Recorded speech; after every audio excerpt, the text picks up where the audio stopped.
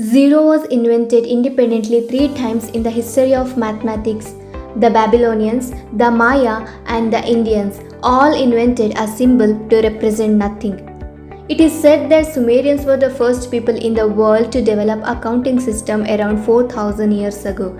Babylonians got their number system from the Sumerians with a base 60, a sexagesimal system. We still use their system for measuring the minutes in an hour and the degrees in a circle. Initially, the Babylonians left an empty space between numerals that represents zero. When that became confusing, they started to display zero with two angled wedges in the middle. So the first zero was invented.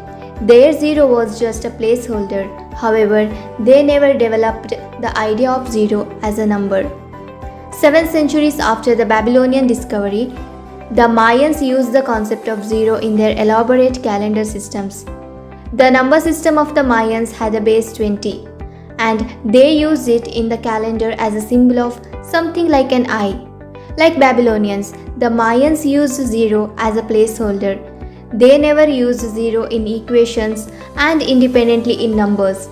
So this was the second time zero was invented independently. The third invention of the zero occurred in India.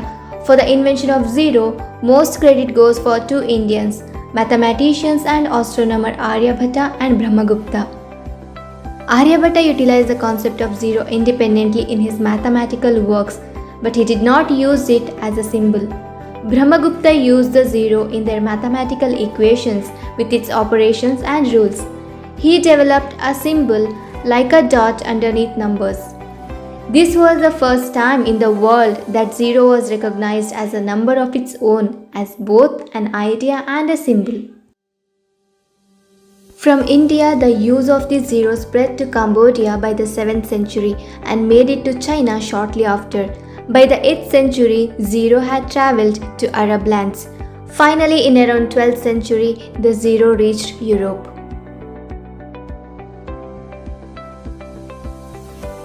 We have various other names for zero, such as naught and nil. O when saying telephone numbers. In tennis we say love instead of zero, and in cricket we say duck. It's hard to imagine maths, language or life without zero.